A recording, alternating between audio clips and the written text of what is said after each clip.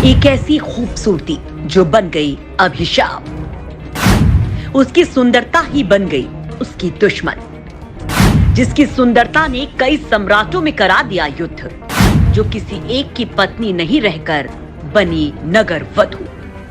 दोस्तों, खूबसूरती एक ऐसी चीज है जो हर किसी को लुभाती है, बात चाहे प्रकृति की खूबसूरती की हो रही हो या फिर किसी सुंदर चेहरे की। यह हर इंसान को आकर्षित करती है।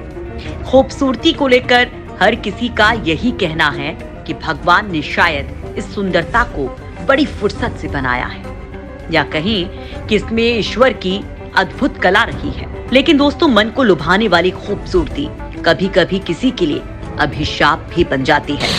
ये बात सुनने में आपको अजीब लग रही होगी, लेकिन ये सच है। भारत के इतिहास में एक ऐसी स्त्री रही है जिसकी सुंदरता ही उसके लिए श्राप बन गई। वो बहुत खूबसूरत थी, उसकी आंखें बड़ी बड़ी और काया बेहद आकर्षक थी। जो भी उसे देखता था वो अपनी नजरें उस पर से हटा नहीं पाता था। लेकिन उसकी यही खूबसूरती, उसका यही आकर्षण उसके लिए श्राप बन गया। एक आम लड़की की तरह वो भी अपना जीवन जीना चाहती थी, लेकिन ऐसा हो नहीं सका। वो अपने दर्द को कभी बयां नहीं कर पाई और अंत में वही हुआ जो उसकी नियति ने उससे करवाया। उसे कभी उस सम्मान का हक नहीं मिला जिसकी वो हकदार थी। ये स्त्री थी आम्रपाली, जिसे भारत की सबसे खूबसूरत महिला माना जाता है। लेकिन उसकी इसी सुंदरता ने उसके जीवन को नर्क बना दिया था, जो कभी एक की वधू न बनकर पूरे नगर की वधू बन गई। लेकिन यही नगर वधू आगे चलकर बौद्ध भिक्षुणी बन गई। आखिर क्या है आम्रपाली की कहानी? क्यों उसकी ही खूबसूरती उसकी दुश्मन बन गई? ऐसा क्या हुआ कि उसकी सुंदरता उसके लिए अभिशाप बन गई? इस वीडियो में आपको आम्रपाली की पूरी कहानी बताएंगे। आम्रपाली की पूरी कहानी को जानने के लिए आपको ये वीडियो अंत तक देखना होगा। दोस्तों, आम्रपाली की कहानी शुरू होती है बिहार के जिला वैशाली से।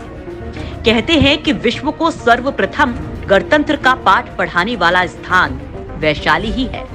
यहाँ की नगर वधू आम्रपाली और यहाँ के राजाओं के किस्से इतिहास में भरे पड़े हैं। एक खूबसूरत लड़की से नगर वधू बनने और उसके बाद भिक्षुणी बन जाने की यात्रा ने इतिहास को पलट कर रख दिया। इतिहासकारों के अनुसार अपने सौंदर्य की ताकत से कई साम्राज्य को मिटा देने वाली आम्रपाली का जन्म आज से करीब 2500 साल पहले वैशाली के आम्रकुंज में हुआ था। कहते हैं कि वैशाली गणतंत्र के मेहनामन नाम के एक सामंत को आम्रपाली आम के पेड़ के नीचे मिली थी। ये कोई नहीं जानता था कि उसके माता पिता कौन हैं और क्यों वो उसे आम के पेड़ के नीचे छोड़कर चले गए। आम के नीचे मिलने के कारण उसका नाम आम्रपाली रखा गया। इस सामंत ने राज्य सेवा से त्याग पत्र देकर आम्रपाली को लेकर पुरातात्विक वैशाली के निकट अंबारा गांव चला गया। जब आम्रपाली की उम्र करीब 11 वर्ष हुई तो सामंत उसे लेकर फिर वैशाली लौट आया। आम्रपाली जैसे जैसे बड़ी हुई उसका सौंदर्य चरम पर पहुंचता गया। इतिहासकारों का मानना है कि 11 साल की छोटी सी उम्र में ही आम्रपाली को सर्वश्रेष्ठ सुंदरी घोषित कर दिया गया था। कहते हैं कि आम्रपाली बेहद खूबसूरत थी। जो उसे एक बार देख ले वो कभी किसी दूसरी औरत में दिलचस्पी नहीं ले पाता था। वैशाली का हर पुरुष उसे अपनी दुल्हन बनाना चाहता था। उसके माता पिता के सामने रोज दर्जनों लोग शादी का प्रस्ताव लेकर आते थे, लेकिन उन्हें सभी रिश्तों को सिर्फ इसलिए ठुकराना पड़ता क्योंकि अगर वो किसी एक से अपनी बेटी की शादी करा देने की हामी भर देते तो बाकी के लोग उनके दुश्मन बन जाते। इस कारण नगर में युद्ध सा माहौल पैदा हो गया। आम्रपाली की खूबसूरती और उससे जुड़ी समस्या का हल खोजने के लिए एक दिन वैशाली गणतंत्र में सभा का आयोजन हुआ। इस सभा में मौजूद सभी पुरुष आम्रपाली से विवाह करना चाहते थे, जिसकी वजह से कोई निर्णय लेना मुश्किल हो गया था। लेकिन अंत में जो निर्णय लिया गया उसने आम्रपाली की तकदीर को अंधेरी खाइयों में धकेल दिया। सर्वसम्मति के साथ आम्रपाली को नगर वधू यानी वेश्या घोषित कर दिया गया। ऐसा इसलिए किया गया क्योंकि सभी जन वैशाली के गणतंत्र को बचा कर रखना चाहते थे। लेकिन अगर आम्रपाली को किसी एक को सौंप दिया जाता तो इससे एकता खंडित हो सकती थी। नगर वधु बनने के बाद हर कोई उसे पाने के लिए स्वतंत्र था। इस तरह गणतंत्र के एक निर्णय ने उसे भोग्या बनाकर छोड़ दिया।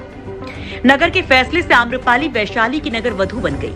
आम्रपाली को जनपद कल्याणी की उपाधि 7 साल के लिए दी गई। इसे साम्राज्य की सबसे खूबसूरत और प्रतिभाशाली महिला को दिया जाता था।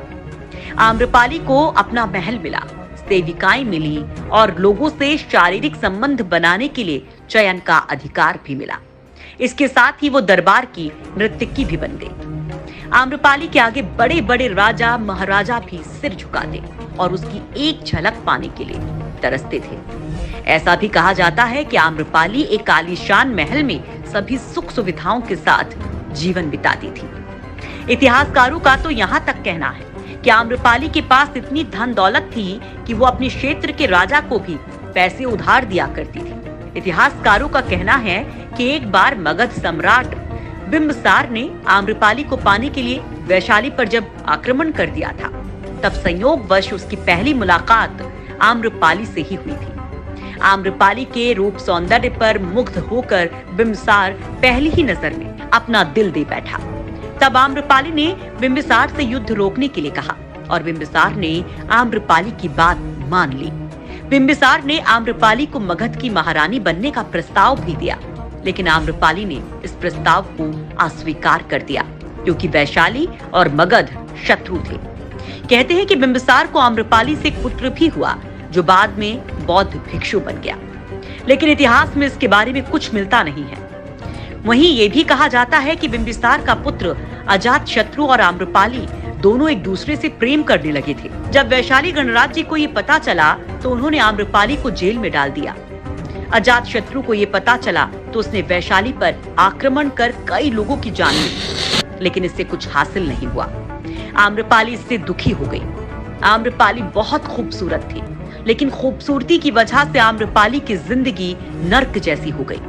लेकिन कुछ साल बाद एक बौद्ध भिक्षु ने आम्रपाली की जिंदगी बदल दी और आम्रपाली बौद्ध भिक्षु बन गई और एक साधु का जीवन जीने लगी। उसने अपना महल छोड़ दिया। इसके पीछे भी काफी दिलचस्प कहानी रही है। बताया जाता है कि एक बार भगवान बुद्ध वैशाली के वन विहार में आए थे।